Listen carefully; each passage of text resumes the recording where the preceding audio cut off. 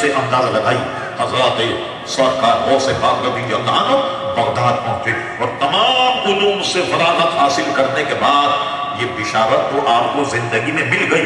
صاحب بہجت الاسرار نے یہ واقعہ نقل کیا اور ہم نے شاید پہلے بھی کبھی بیان کیا ہوگا, اس کا اعادہ ہو جائے کوئی حرج نہیں. حضور غوث اعظم رضی اللہ عنہ دو طالب علم بڑے ہونہار, انہی کے مدرسے ایک غوث ایک شیخ کے بارے میں سنا کہ ہم جب اس کے پاس جائیں وہ اچانک ظاہر ہو جاتا, اچانک غائب ہو جاتا, کسی دروازے سے آتے ہوئے نہیں لگتے, کسی دروازے سے جاتے ہوئے نہیں لگتے. یہ ان کی زیارت کرنے کے لیے گئے. طلبہ ہمارے یہاں کے بھی کبھی کبھی بڑے ہوشیار ہوتے, مثلا ہم تو ایک بہت بڑے مدرسے کو چلاتے رہے, دیکھتے رہے, پہلے مسئلے کو کتاب میں تلاش کریں اور تلاش کرنے کے بعد اپنے پاس لکھیں, کہیں گے استاد جی یہ مسئلہ کہاں ہے, پریشان کرنا ہے یہ مسئلہ کہاں ہے. اب جناب کہیں ادھر ادھر ہو جائے, کہیں گے استاد جی وہاں تو نہیں بلکہ یہاں, یہ بھی کرتے.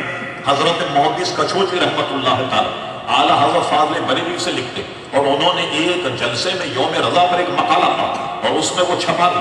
اس میں یہ کہا کہ جس وقت میں اعلیٰ حضرت سے پڑھتا تھا میں نے کئی مرتبہ یہ شرارت کی, شامی نکالی, ایک جزیہ اس میں سے نکال کر کے جیب میں رکھ لیا, کبھی عالمگیری نکالی, اس میں سے ایک لائن لکھ کر کے مسئلے کی جیب میں رکھ لی, اعلیٰ حضرت کے پاس چلا گیا. حضور یہ مسئلہ کہاں ہوگا؟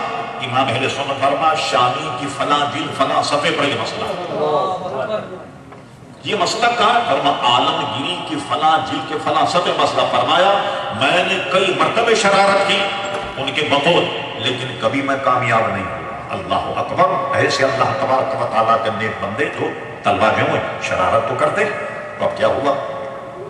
حضور غوث پاک کے ساتھ جو تھے دو طالب علم جب دیکھنے کے لیے گئے تو ایک نے یہ ذرا سا ادب کے خلاف تھا کہ میں اس سے ایسے مشکل سوال کروں گا, دیکھوں گا وہ کیا جواب دیتا, اور جواب ہی نہیں دے پائے گا.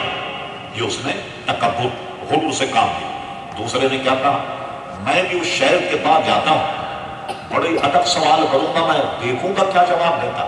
وہ ذرا اس سے تھوڑا سا نارمل معاملہ. اچھا کہا عبد القادر تم بھی تو ہمارے ساتھ, اچھا تم اس شیخ سے کیا سوال کرو. یہ ہے سعادت مندی, یہ ادب سیکھو. تب آدمی کسی جگہ پہنچے, فرما میں کوئی مسئلہ اس سے نہیں پوچھوں, کوئی الجھن اس سے نہیں لوں, بلکہ میں تو صرف اس کی زیارت کروں, خالی میں اس کی زیارت کروں. چنانچہ کیا ہوا, یہ تینوں پہنچے تو شیخ اپنی مسند پہ نہیں, صاحب بہجت اسرار کہتے یہ تینوں بیٹھے, اچانک شیخ ظاہر ہو اپنی مسند پر, اور جس نے کہا تھا کہ میں ایسے سوال کروں گا کہ کوئی جواب ہی نہیں دے پائے گا, تو کیا ہوا, اس کی طرف بڑے غصے میں مخاطب, اور مخاطب ہو کر جو سوال وہ کرنا چاہتا تھا اس کو کرنے نہیں دیا. کہا تو نے کیا کہا کہ میں جو سوال کروں گا وہ جواب نہیں دے پائے گا. فرما سن تیرا سوال یہ ہے اور اس کا جواب یہ ہے. اور فرمایا مجھے خوف ہے کہ تو کافر ہو کر مرے گا. اللہ اکبر. بے ادبی کبھی کفر تک بھی آدمی کو لے جاتی. دوسرے کو گور کر کے دیکھا, تو نے کیا کہا, میں ایسے سوال کروں گا دیکھوں گا کیا جواب دیتا. فرما تیرے سوال یہ ہے اور اس کا جواب یہ ہے, اور مجھے خوف ہے کہ تو یہاں تک کاموں پر ہاتھ, یہاں تک تو دنیا میں غرق ہو جائے, یعنی تو باوجود عالم بننے کے دنیا میں غرق ہو جائے. اور اس کے بعد مسکراتی ہوئی حضرت شیخ عبد القادر جیلانی رضی اللہ عنہ ہمارے غوث پاک کی طرف دیکھا مسکرا کر, فرما بیٹا ایک وقت آئے گا تو ایک نشیز پر جلوہ گر ہوگا اور یہ فرمائے گا کہ میرا یہ قدم تمام اولیاء کی گردنوں پر, سارے دنیا کے اولیاء اپنی گردنیں جھکا دیں گے اور تیرے قدم کو اپنی گردن پر الحمدللہ وہ قبول کریں گے. اور وہ وقت آیا کہ سرکار غوث اعظم رضی اللہ عنہ ایک مخصوص نشیز پر بیٹھے اور فرمایا میرا یہ قدم تمام اولیاء کی گردن پر, عالم ارواح میں جو جہاں بھی تھا سب نے جناب اپنی گردنیں جھکا دی, اور خواجہ غریب ناد کا حضور آپ کا قدم میری گردن پر, میری آنکھوں پر. اللہ اکبر. حضور غوث اعظم رضی اللہ عنہ کا یہ مقام اتنی بلندی پر پہنچے, اور اس شیخ کے مطابق عزیزان گرامی یہ وقت آیا کہ حضور غوث پاک رضی اللہ تعالیٰ انہوں نے یہ اعلان فرمایا. اچھا ایک بات اور سنیے, یہ نہیں کہ یہ خاندان چل رہا تھا حادثاتی طور پر, یہ کوئی کتنے بڑے عالم کتنے بڑے ولی بن گئے. ذرا اس کا بیک گراؤنڈ بھی دیکھیے.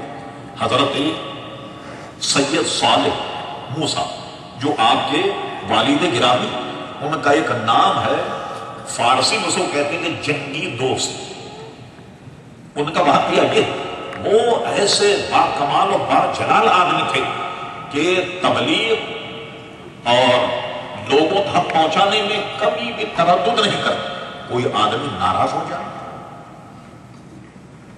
روٹ جائے، اس کی پرواہ نہیں کرتے، بڑے سے بڑے کی پرواہ نہیں کیا کرتے۔ اور یہی ہماری سیاستہ کی کتاب الایمان، کسی آدمی کو غلط کام کرتے ہوئے دیکھو، اگر تم میں قوت ہے تو اس کو ہاتھ سے روکو، یہ کام نہیں کرنے دیں، اور اگر اتنی قوت نہیں تو زبان سے کہو کہ دیکھو یہ کام مت کرو، یہ کام بہت برا، یہ ایمان کا مگر دوسرا درجہ۔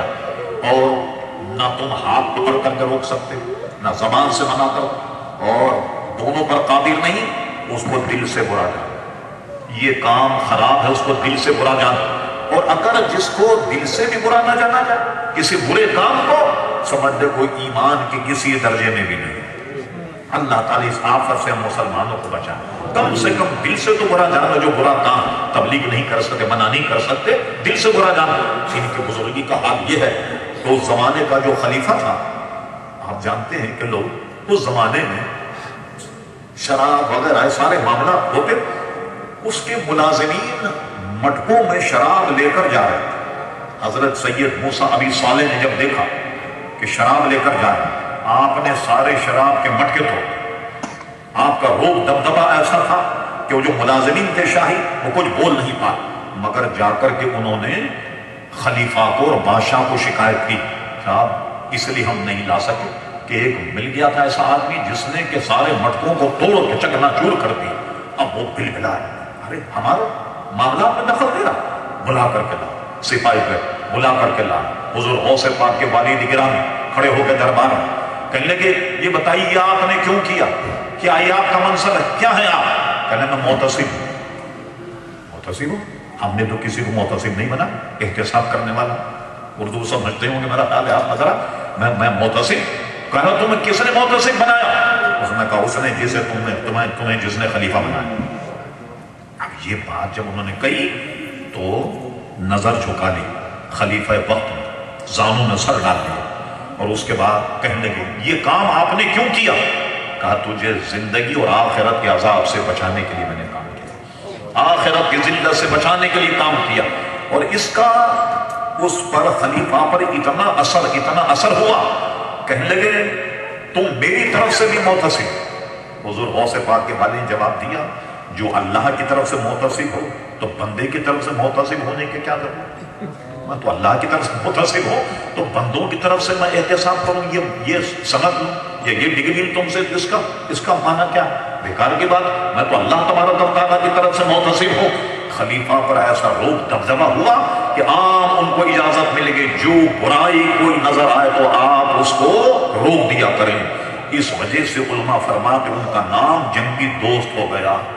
آپ کی والد کی بزرگی کا حال ہے، آپ کی پھوپھی تھی جن کا نام عائشہ، وہ بھی بڑی کامل ولیہ، صاحب بہجت الاسرا، دیگر کتب میں بھی یہ موجود ہے، تفریح الخاطر وغیرہ وغیرہ۔ تو ایک مرتبہ بارش نہیں ہو رہی تھی، سارے شہر کے لوگ جمع ہو کر آئے، یعنی ان کا تقرب دیکھی کیا، ان سے کہا بارش نہیں ہو رہی، فصلیں خراب ہو گئی، جانوروں کے لیے پانی نہیں۔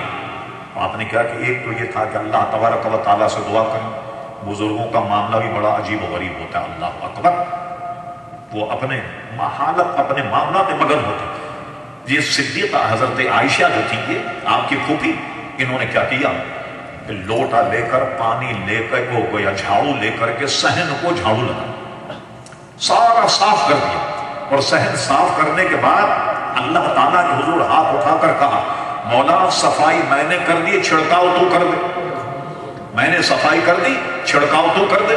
بس یہ کہنا تھا کہ موسلادھار بارش ہوئی اور لوگ بھیگتے ہوئے اپنے گھر گئے۔ معلوم ہوا کہ والد بھی بڑے با کرامت، والدہ ماجدہ بھی بڑی با کرامت، پھوپھی بھی آپ کی جو ہے وہ بڑی صاحب کرامت، اللہ اکبر۔ تو یہ بزرگوں کا معاملہ یہ کیسے کہ اللہ تبارک و تعالیٰ بارش عطا فرما، لیکن انہوں نے یہ کام کیا کہ جھاڑو دی اور اللہ تعالیٰ سے کہا کہ بارش کر دے۔ میں نے واقعات میں پڑھا ایک مرتبہ استسقاء کی نماز پڑھنے لوگ آئے، اللہ کے نیک بندوں کا حال دیکھ